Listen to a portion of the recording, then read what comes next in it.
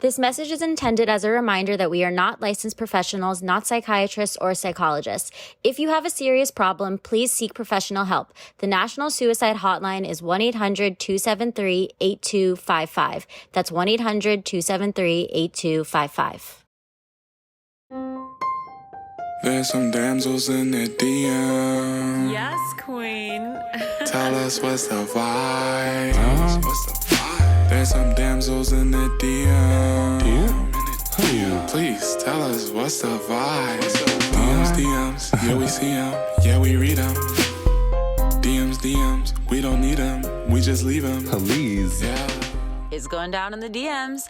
Bye. Hello and welcome to another episode of Damsels in the DMs. I'm Lauren. And I'm Ash.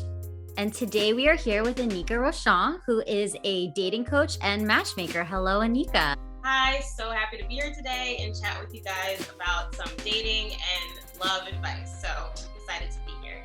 We are excited to chat about that. As everybody knows, this is our favorite topic because we are a dating podcast. So thank you so much for coming on. Before we get into anything, though, I need to clarify something. Are you tuning in from Thailand right now? I am tuning in from Thailand right now, yes. That is amazing. What are you doing in Thailand? I'm living and I'm working. I've actually lived here before for about a year and a half. I did a lot of traveling. I'm a big traveler, and I just thought it was time for me to come back, and I kind of just go where the wind kind of blows me, and it blew me back here for the moment, and who knows where it will blow me next. Maybe LA, maybe New York. But you're originally from New York. Originally from New York, yes. Got it. And then I've, as a fellow dog mom, I have to clarify, where is your golden retriever, this beautiful golden retriever? I actually love that you even know who Charlie is, because I think he's famous, and I think he is the most amazing thing in this world. He is back in Pennsylvania. He's with my parents. But yes, he is someone who has been in all my photo shoots, and I love that people actually recognize the golden retriever. I even dyed my hair so that we can match. So clearly, I love him that much. How long are you going to be in Thailand for? And how long have you been there now? So I actually only got here about 2 weeks ago, and I would say anywhere between 6 months to a year. I'm a digital nomad, so I love to like change up my scene and kind of try new things. So I mean, that can even change as well, but I like to give myself at least 6 months to like be somewhere, enjoy the people around me and the things that I want to do, and then pick up and change my location. So Thailand, have you learned the language at all? Like when you go to these different places? So Thailand, I've been here for a while. It's definitely not the easiest language to learn. I mean, I know like very simple things like how to say, chicken when I'm ordering, or like hello or thank you or things like that, but I cannot have a conversation.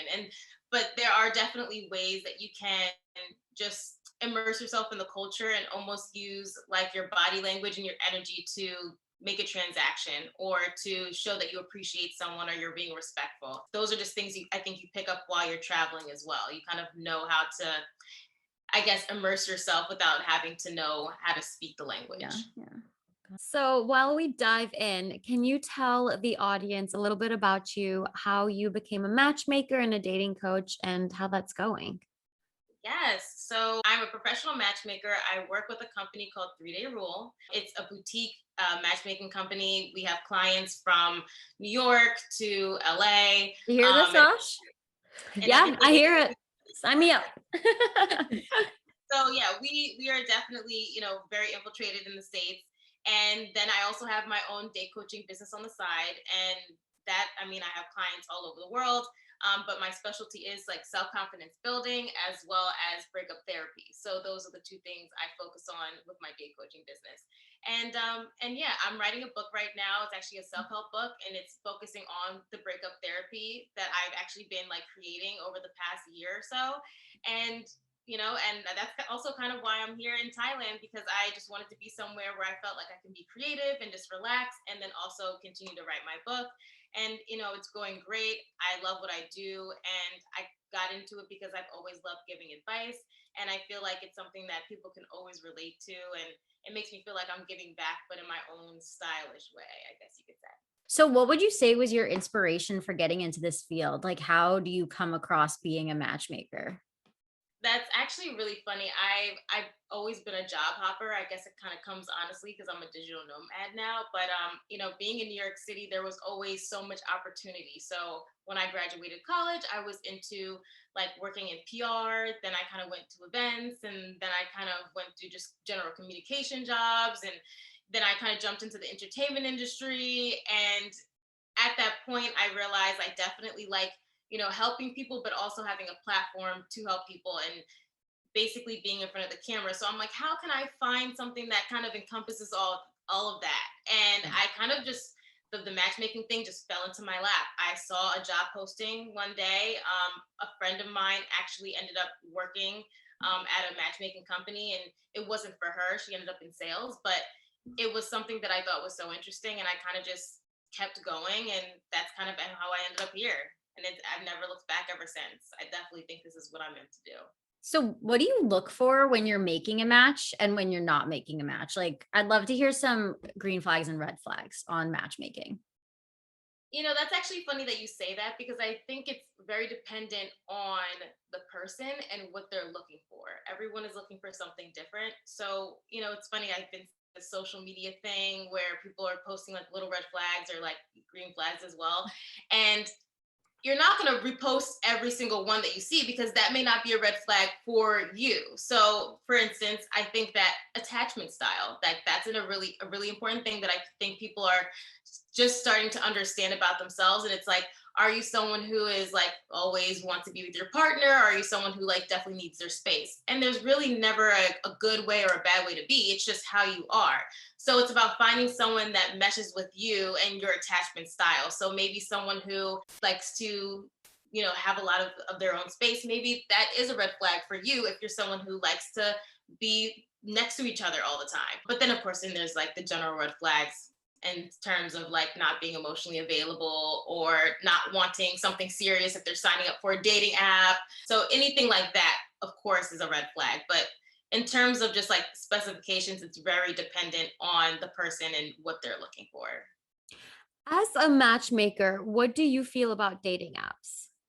Well, I'm the type of matchmaker where I'm like the romantic. I think that everybody will find someone. I truly do believe that, and I think that as weird or as specific as we feel like we are or we want in a partner, I think that if we just kind of follow where we're supposed to be kind of pushed, then we will find that person who's a perfect match for us.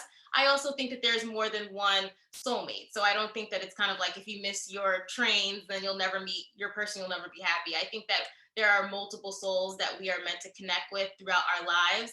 And it's my job to help people find those people. But dating apps wise, I think however you feel like you should go about finding your partner, you should do it. But only do it if you feel like you're comfortable with it.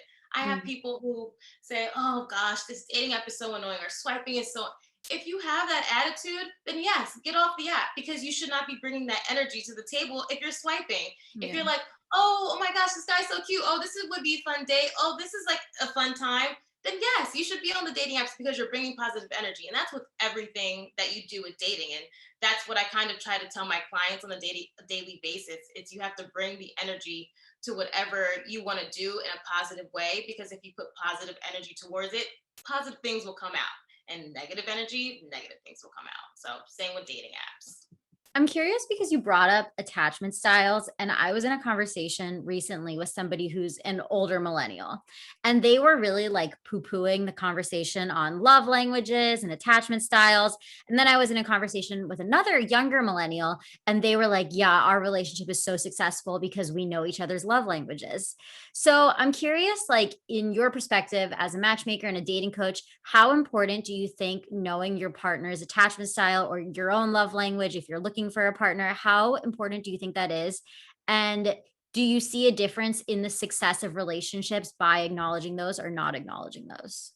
That's a really great question. And I think it's very interesting that you mentioned like almost kind of like a millennial versus like a Generation Zer, because I do think that people have become a lot more self-aware. And to me, I think that that's what knowing your attachment style is and knowing what your love language is. It's not meaning that you're feeding into the foo-foo of whatever. It means that you're just being self-aware.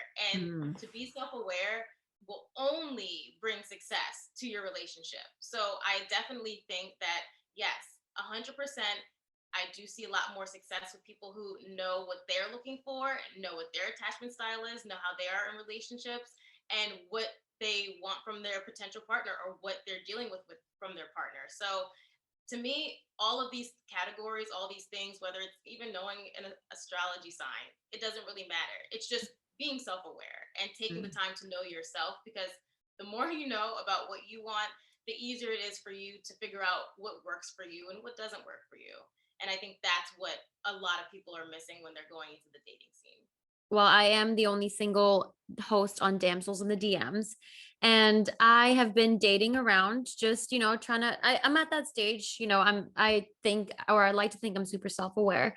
And I'm at that stage where I'm just like, it's really easy for me now to weed out the bad and know what I don't want. So I already know what I don't want. And when I meet guys, it feels like we click, the first couple of dates, like they check off all the boxes and their personality checks out. But then like it just slowly dissipates. Like it fizzles out.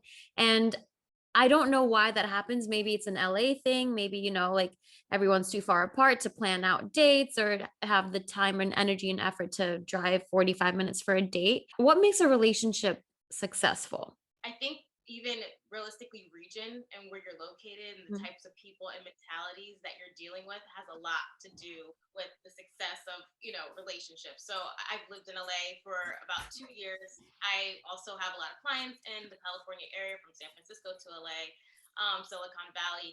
And there it's very different than, my situations with my clients in Philadelphia and DC and in New York. And I say that to say I have noticed personally and professionally, there is a little bit more of a Peter Pan syndrome that goes on in that area. And that also has a lot to do with just the types of careers that people tend to be in. They're a little bit more career oriented. So the people tend to be a little bit more quicker to replace things, because that's kind of how, they're kind of always on the go. So you have to think about also location wise, and that's why you have people in the middle of the country, and what do? They get married and have kids, because it's like, this is kind of what you do in those areas. You have more time to do that. I also think that there is a lot to do with distance. You did mention before, like 45 minutes for a date. A lot of people really just are lazy, and it's as simple as that. Now, is that an excuse? No.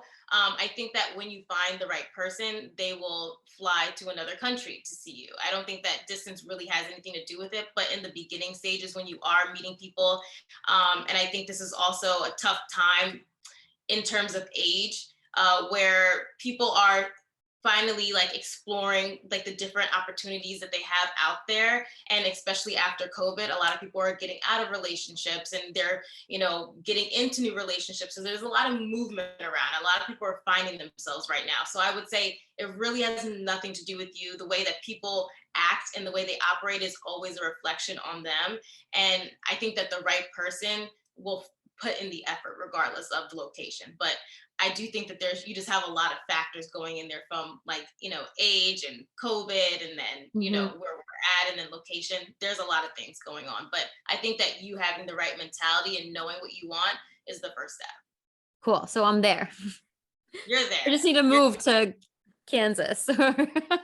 I thought that was really interesting too, because I also feel like you hear people complaining like, oh, it's a particular city. If I just move to another city, like then my problems will be solved. And I always was like hesitant about that. Like, does it matter the city? So that's such an important perspective. I also wanted to ask you, because we touched on self-awareness. And when we first talked about you and talked about some of the things that we wanted to discuss, we talked about developing confidence in dating. I feel like self-awareness ties into confidence. But I also feel like we get so many letters that are like, I feel like I'm super confident in myself. So why is dating not working out for me? So I'm curious, like, How can you actually tell whether you are your best self and putting forth your best self in dating and being sure that you really are confident in your dating profile, whether that's online or in person? I think that's a great question because with a lot of my clients when I'm working with like their self confidence building, I think that I have the people who are very open with the fact that they are working on their confidence or they're not there yet, and then I have the people who almost kind of fake that they're there already, and then that's kind of where the problems arise. So I Yeah. think that there's an issue with fake confidence, meaning people think you got to like fake it till you make it, but it really is inner work. It really is a daily thing you have to continue to work on in terms of whether it's, working on your health, your mental health, or your physical health, or, whatever it may be to make you a better person, working on your career, your family, your other relationships. It's a daily struggle for everyone. And I think that people think it's like one day you wake up confident and you're supposed to have success in the dating game. There are millions of confident, successful women that are single, and being single does not equate to not being successful. It just means that that is where your lifestyle is at this current time. And I think making the active choice to say, you know what, I like to be single, then that's perfectly fine. But if you choose to be in a relationship, I think it's also about being patient as well. I'm all about the energy. If you put out that positive mindset and you put out that positive energy, I do feel like it will come for you. I think it's also about not waiting around and putting your life on hold and waiting for that to happen. You have to live your life, because if you're living your life, it will come and sweep you up when you least expect it.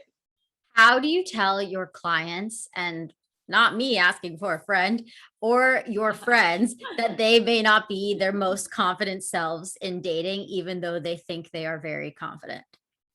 Not adding anyone at all right now.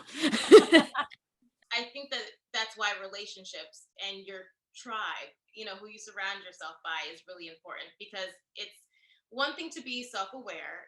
It's another thing to have a tribe that also knows how to basically let you know that there are some things that you should be working on that you don't realize. And I think it takes, again, a lot of self-work to even surround yourself and make sure that you have friends that call you out on your shit, or family members that do that. But if you were in a situation where you felt like, my friend's saying that she's confident, but I'm actually noticing that she's not as confident as she thinks that she is, I think the best way to go about it is honesty. And that's kind of relationships across the board. Use an example that didn't work out for them and kind of use that almost like a medicine of, hey, this is maybe why it didn't work out. Maybe you should try this. Use something that is tangible to them so that they can understand, maybe why you feel like they're not where they think they are. But I think the best way to go about it, again, is just being honest and letting someone know, like, hey, you could come as a more positive version of yourself, or this version of yourself. But having that tribe, not everyone has that, which is why self-work is very important, because not everyone has a whole group of friends to kind of remind them you're not where you thought you were. So, in the relationships that you have seen work out, what do you think has made them so successful? Particularly in the ones that you've put together. Communication.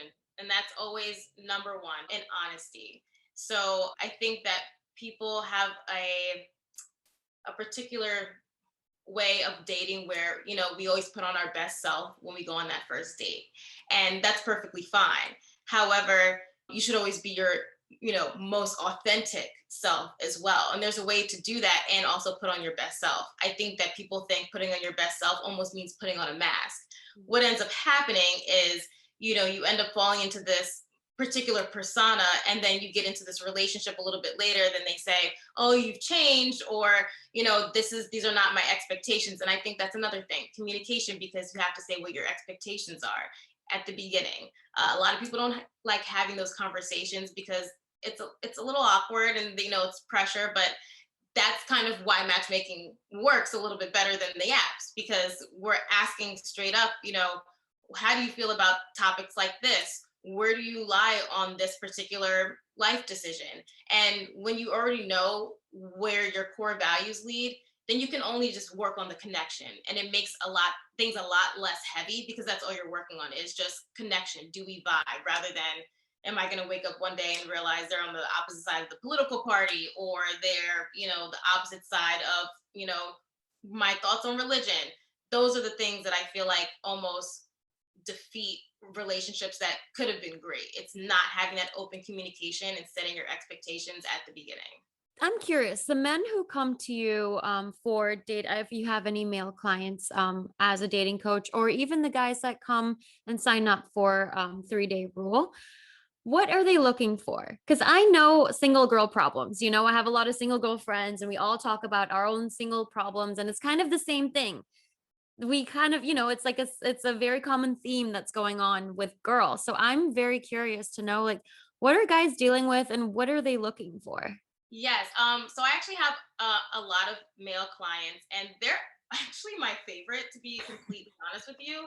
I don't know if I just was lucky and I ended up getting really great male clients, but I would say what they're looking for is usually, again, it's specific to what they're looking for. So I have one client who's really into sports. So he would like a female who actually enjoys, watching the game and stuff like that. And I have another client who has his own business. So he wants someone who's very like entrepreneurial. But I guess across the board, of course, regardless of the specifics, they're always looking for someone kind. That is like one thing that I can honestly say I hear from every man: someone kind. Someone kind, and then also someone who is positive. They're looking for like that positive energy. And I think that a lot of times women tend to put a lot of pressure on the relationship. And I think that that is kind of almost what stresses out the male. I do think that there should be some expectations, of course, but I think what men, especially I would say in like the 30 to 40 age range, the issues that I hear that they always are coming to me with is, I'm looking for someone who doesn't put too much pressure on this relationship. I just want to see if it grows naturally. And I think that a lot of times with women, because we have different things that we're worried about, meaning biological clock, this and that, we tend to put a lot more pressure on the relationships, and men can kind of date with ease. But, kind and just someone who is willing to just organically grow the relationship, I would say, are like the two most important things. And then of course, physically, that is something that, depending on what they're looking for, what their type is, that's what they'll describe. But personality wise, being kind and being a positive person is really, probably the top two that I hear every day. With matchmaking, is there a certain point in people's like dating careers that you advise them to get into matchmaking? Because I know that matchmaking is definitely an investment, right? It definitely is an investment. You're investing in yourself. And what I also like to explain to people is that, with matchmaking, when you're paying for the service, you're not just paying for us to like swipe for you. We're actually vetting these people. We're basically going on a date with these people first to see, like, are they worthy of your time? Because we want you to have success as well. That's the whole point that you're signing up for this. But it's also a growing experience. So a lot of people actually come back to me and they may not find someone through the process, and then they'll find someone like a month later and they'll reach out to me via text and they'll be so excited and they'll say, Anika, remember when I was like panicking over like when guys do this, and I took your advice, and now like, I'm in a really great relationship and I just want to say thank you. So we have that all the time. Clients are coming back and they're saying like, wow, what I've learned about myself, or what I've learned about what I need or what doesn't work for me, I've learned through this process. Because we ask a lot of questions that almost make you think a lot about yourself, things, that inner work that I was talking about, that people really don't know how to do on their own. So that's what we're here for. I was going to say, like, matchmaking and dating coaching almost go hand in hand in that way, because when you're matchmaking, you're sort of coaching them on also how you can be a better partner. Exactly. And that's why I love the job. I mean, I definitely feel when you're matchmaking, it feels like you're date coaching too, but there's a little bit more of a transactional situation that goes with that. Like, we are actually physically, making sure you're going on dates and meeting people. And I definitely say like the date coaching is something that should go hand in hand. Like, I think that it's definitely something where it's almost like therapy. And a lot of the clients describe it as that. It's like date therapy. And that's what we all need. Therapy. I'm pro therapy. I think that it's always great to know more about yourself, how you work, how your mind works, and how you come off to other people. What's 3-day rule? I'm curious. Yes. So 3 Day Rule is a boutique matchmaking company. We have satellite offices from New York to California, and like I said, like DC and Philadelphia as well. We have about a team, I would say, of maybe 50 to 60 Wow. matchmakers at this current time, all women, which is great. We Oh, service like LGBT, people from all different like backgrounds. Clients range from like I think my youngest client was 28 at one point or 27, and oldest was like 60. So, we definitely have a range of backgrounds and we have a range of, ages and interests and I do notice there tends to be a little bit of a theme in terms of because it is an investment, a threshold of the amount of people, the types of people that do sign up for the service. However, we do have like, a free option in terms of being involved, which is just signing up for the pool. And, we can always possibly call you for a date as well. So it's a great service. It's led by, great people and everyone who works there loves their job. And I think that that's really important. We're not people who are punching in and punching out of the clock. When you work as a matchmaker, you have to be empathetic and you have to actually care about people and love what you do. I would definitely say like, people love the service. And, if anyone is interested to check it out, 3dayrule.com, there's a lot more information there. I'm curious though, what is the 3 day rule? Oh, what is the 3 Day Rule? So it's Yeah. actually funny. So every matchmaker has their own version of like what they say the 3 Day Rule is. Some people say, isn't the 3 Day Rule meaning waiting 3 days to respond to a message, making someone wait? And that's actually kind of I guess you can say like the social idea of what the 3 Day Rule is. My version of it that I tell my clients is 3 Day Rule, meaning don't wait 3 days to tell someone that you like them. Hmm. I don't believe in that. I think that if you like someone, you let them know and you come with the same energy that someone's coming for you.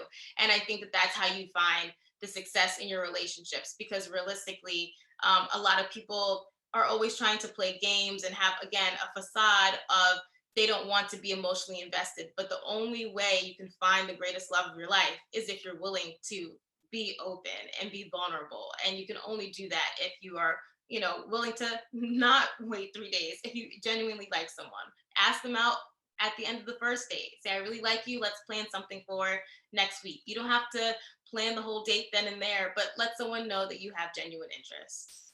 Hypothetical situation, a guy doesn't respond to you for 5 days. Could they be waiting? Because you know how friends will be like, oh, they haven't responded to me, but I really like him. Like, should I still give him a chance? Because my initial gut reaction would always have been like you said, if somebody likes you, they'll respond to you. They're going to be interested in you and therefore giving you the time of day. But going off of like some people's version of the 3 day rule, do you think it could be in some cases that they are waiting to reach out to play hard to get? 100%. 100%. Not everyone has the same idea of what the 3 Day Rule is. I think also a lot of the time people are a little shocked when I describe to them what I describe my 3 Day Rule is. So, I mean, and also realistically, there are so many different reasons. Some people are really just busy. Like if you have someone, maybe they work in a profession where their schedule is really insane, they may just not be on their phone. And I think that that's just something to note. Maybe you don't want someone who is so busy where they can't respond to you for a week. But then, of course, then there's like the other signs of, that person is trying to play hard to get. And I think that you should always give someone the benefit of the doubt, but then also, again, communicate that you are someone who likes to have more touch base. And if they are willing to understand that and that changes, then you're good to go. And if not, then you know that this person is not the right match for you. But at least you're kind of vocalizing this is the way you like to communicate and how often you like to communicate to see if you're on the same page and you're actually a match. I really have wanted to ask you this, but can you give us a spark notes of the breakup therapy? I know there's going to be a book, but I need some spark notes. I wanted to ask you that too. Yes. So the breakup therapy, it's actually really funny because I'm surprised that it's not more like known or in terms of like people already having like their own idea of what breakup therapy is. And it's something that I actually just made up. And I made it up because a while ago I got out of a really bad breakup and I was trying to figure out how I personally was going to move forward. And I, went to Google, the best place in the world, and I basically looked up like a top 100 ways like people get over breakups, and I was reading so many articles, and then I was like, wow, like this is really wild. There is no like helpful like girlfriend type of like way to help people get over a breakup. And this is something that everyone deals with. And people break up from marriages, they break up from long-term relationships, they break up from friendships. There's a lot, breakups aren't just very black and white, like someone you were dating and then they ghosted you. Like there's so many We types. literally did an episode last week on friendship breakups. So very timely. Yes. Exactly. And it all hurts the same, and so I was like, I need to create something like this. So what I did was I kind of turned my life a little bit into an experiment. So everything that everyone said you should do when you're going through a breakup, I did. And I basically started taking notes on what actually was working, what wasn't working, and then what should also be like added. And then basically some of the breakup therapy I like to do a lot of it is inner work and kind of figuring out like, did the breakup, was that something that you could have prevented? Is this something that, you want to bring on to your next relationship? Did you just end up with the wrong person? So it's kind of getting past the whole first part of the mentality of getting past the breakup. And then the fun part is all the activities. So the whole book that I'm writing is about all the things that you should physically be doing to get through the breakup. And the whole point of the book is that people think that they're going through these activities to find a new person, but realistically, they're building their confidence. And hopefully by the end of the book, they're at a place where they're ready to date, or they already found someone through some of the activities that I, am mentioning in the book. Or they're just at that point where they're bringing in that positive energy where that right person will attract them at that time. So, like one of them, for example, is, going to a coffee shop and making eye contact with a guy that you think is cute for at least like 10 to 15 Scary. seconds. That's And scary. it is scary. It is scary. But the whole point is that, you're supposed to own the fact that that you're beautiful, that you're worth it. And if you like someone, like, don't be afraid, knowing how to go after what you want. Now, people can find that to be a situation that makes them feel uncomfortable, but the things that make us feel the most uncomfortable is what brings us growth. And that's the whole point of the book, putting you in these uncomfortable situations to almost kind of shake you back into letting you know, like, hey, you're alive. We don't know when we're gonna die. So it's kind of like, put yourself out there, do what you want, say what you want. And if you do that, you're basically manifesting the life that you want and hopefully the man that you want. Oh my God. Quick story. When I was in college, I was an intern and I used to go have to make these like massive coffee runs for the company. And one time I was on one of these massive coffee runs and somebody had left their number for me at the Starbucks. So like the barista handed me this note that had like the person's name and their phone number. And I was so terrified. Like I did not have the guts to like call them, do anything. I looked them up on Facebook and then I like determined like, was it worth it or not? Didn't like the Facebook and never reached out. But you know what? I think that was awesome that he even took that shot. So Good I for mean, I him, yeah. know that there was like that social like thing a few years ago. I think it was maybe like 6 years ago. It was like the summer of shooting your shot, and I think that was a great mentality of that was going through social media. And it was just kind of like, if you want something, go for it. And the worst thing that someone could say is no, or I'm not interested. And a lot of the time you hear a lot of the successful situations being like, I was nervous to talk to her, but you know what? I said, whatever, if she shoots me down, it's fine. And then they end up being together forever. And if no one opens their mouth, yes, you're basically not giving yourself opportunity. So it's like basically setting you up for opportunity to get something out of it. And that's the whole point of it. Real life example, one of my friends in San Francisco, she would work out of this coffee shop and there was always this really cute guy that was there working whenever she was working too, like on his laptop. And one day she like worked up the courage to write him a really cute note and leave it at his table while he was like in the bathroom or something, and then left. And now they're dating and they're going on trips, they're going to weddings together, they're doing so Wow. well. Yeah, and it's just inspiring because she talked about it. She was like, it was really nerve-wracking. She was like, I've never done something like that before, and it was really nerve-wracking to do, but I'm so glad that I did it. I love that. I love that story. And I there's so many stories like that. And I also want to put out there as well, it's it's always great to get out of your comfort zone and, kind of take that shot.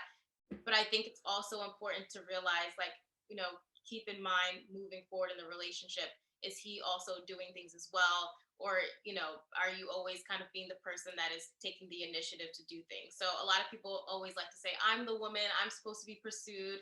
And I think that, that's a little timely. I think that regardless of the man or the woman, you can make the first move. It's just moving forward, make sure that it's always even on both sides.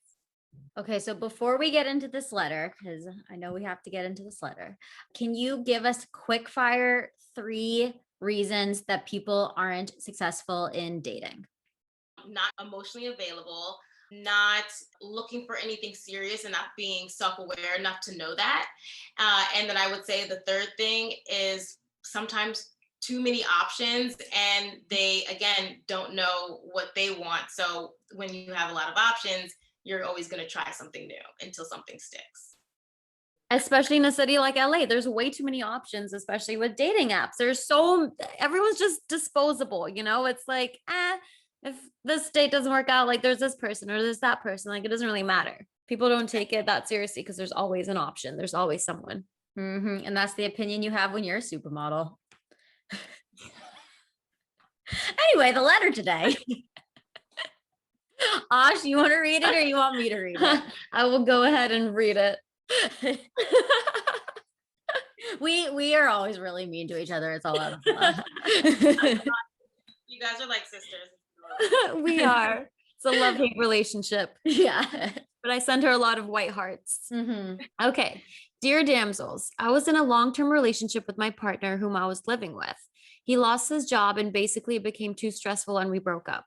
After a long breakup, I rejoined the dating apps. They were fun, but I always felt like I wanted another boyfriend. I finally met someone who I was seeing for a while who later became my boyfriend. This past weekend, after drinking too much, he told me that I was too needy and he was emotionally unavailable and broke up with me. I somehow am so heartbroken, even though it wasn't a relationship lasting more than a few months. Is this inner work I need to be doing, or because I saw a future with this relationship? How could things have been going well for him to suddenly decide I was too needy? I'm so sad and need advice, any advice I can get. Sincerely, hot and heartbroken. Oh, this feels like a past version of myself. When I was younger, I was a serial dater, and I feel like it wasn't until I built up my own confidence. And part of the questions that I was asking you about confidence are because I used to feel like I was confident when I was dating and that I was comfortable with myself. But I feel like there's a feeling that you really know when you are confident with yourself. And I think I have that feeling now. But when I was really in the dating game, it wasn't something that I had. And I think that I looked for my confidence so much in other people. So I've been dating my boyfriend for 6 years. But my boyfriend, when we first started dating, really supported that needy side of me so that I was able to have like those couple months of neediness that I had gotten adjusted to. I almost felt like I needed to have that moment of neediness when I entered relationships.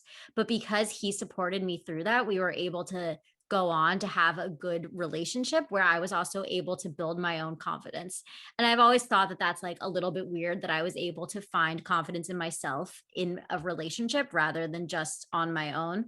But I think it was a lot because of I had this idea that I needed a boyfriend to be happy.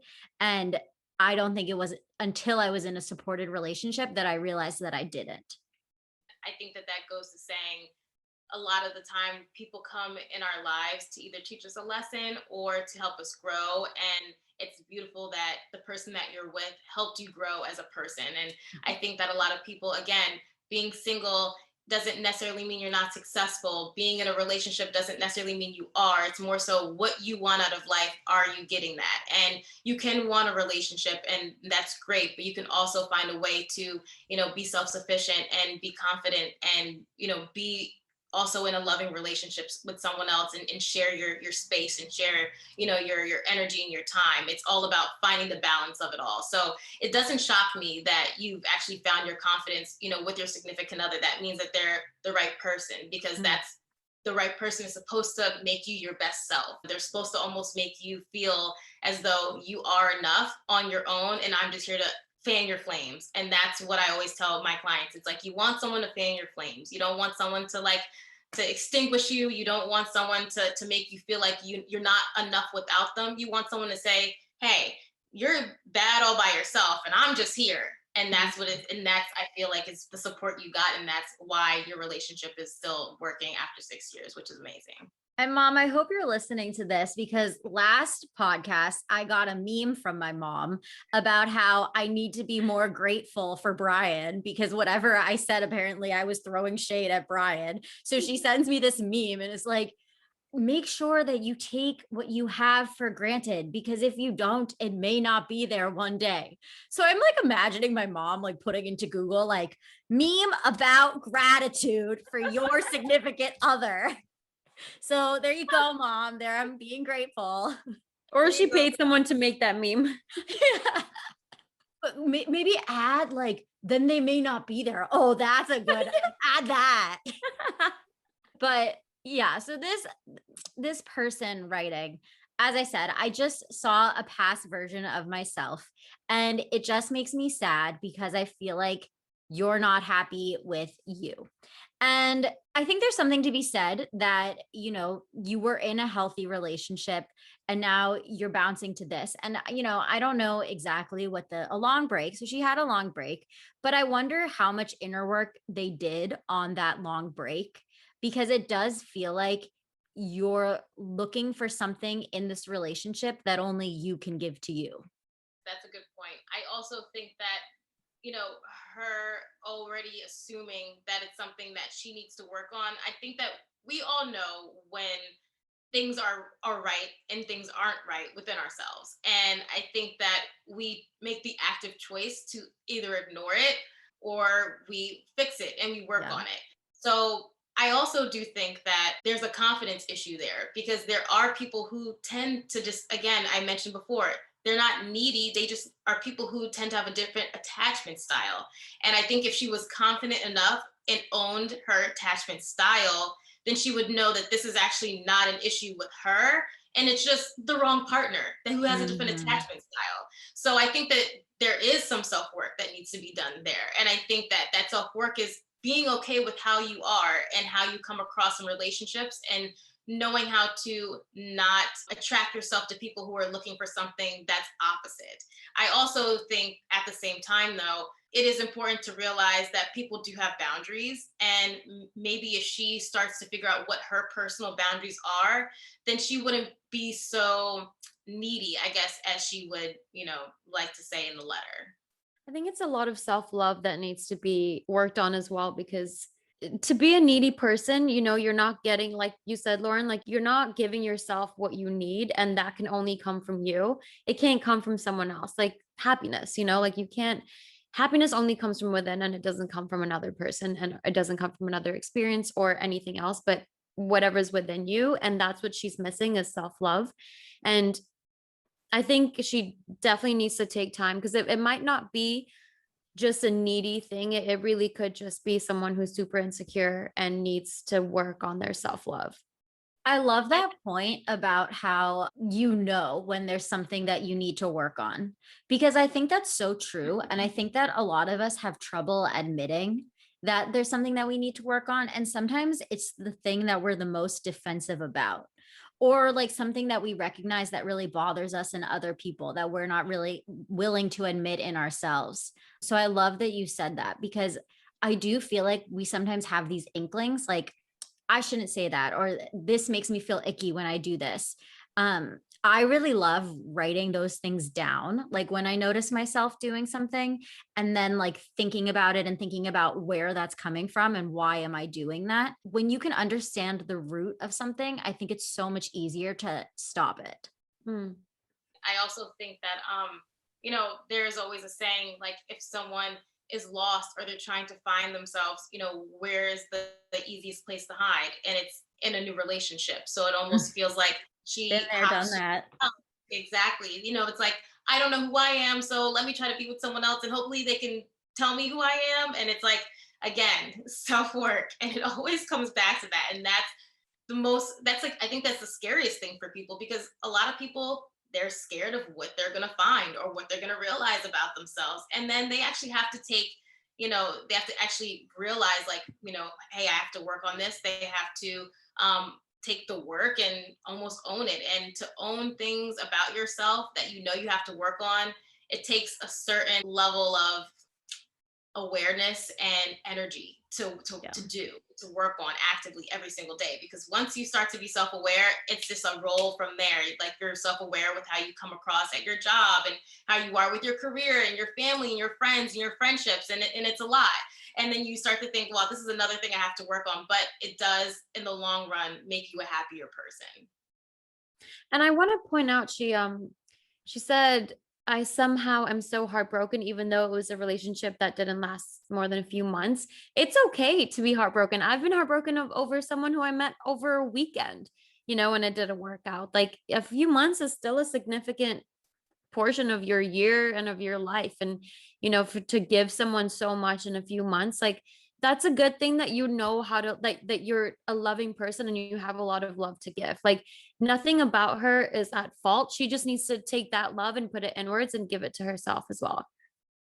I think that that's a really good point. I think allowing yourself the space to be sad over things. Mm-hmm. I think that a lot of the time we say, if you break up with someone and you don't know them as well, or if they ghosted you and you weren't actually official, you're not supposed to be heartbroken. You're not supposed to feel this way. And I don't think that makes any sense. I think that we all have our own emotions, and I think we should allow ourselves the space to feel how we feel, because that's the only way we can, be more self-aware and move forward from those feelings as well. So I definitely think that, she said, I'm somehow so heartbroken. If that's how you feel, then, be heartbroken so that you can get past it. And it also shows that she's vulnerable, like you said, and that's what it's all about, finding your partner. You have to be vulnerable and you have to be willing to get back out there and fall in love multiple times. And then just know that it may not always work out, but each time you try, there's a possibility of it actually working out.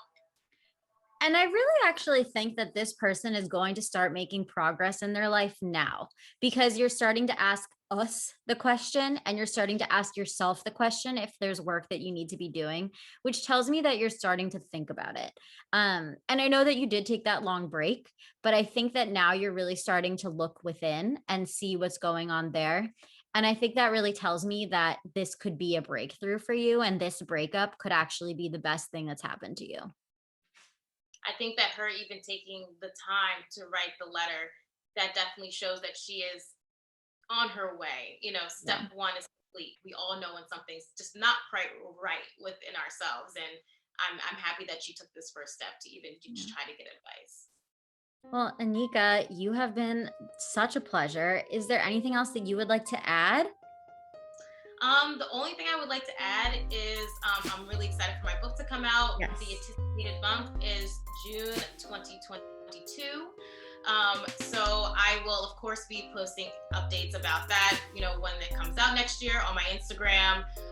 Hopefully I can do a little bit of like a press tour, come back, talk about the book, and talk about some of the actual activities that I have in the workbook. And other than that, if anyone is ever looking for, any dating advice or just looking for dates in their area, if you live in any of the major cities in the United States, feel free to get all that information at askanika.com.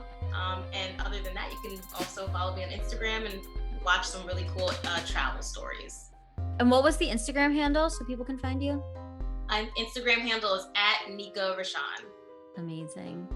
Well, thank you so, so much. This has honestly been, I feel like, so useful even for people who are in relationships, to really think about what you can be doing as a person to be a better friend, a better partner. So thank you so, so much.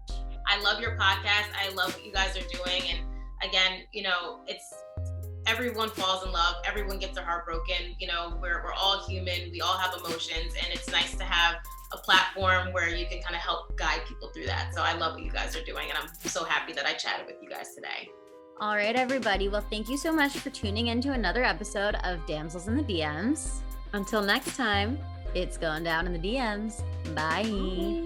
DMs, we don't need them. We just leave them. Please. Yeah. It's going down in the DMs. Bye.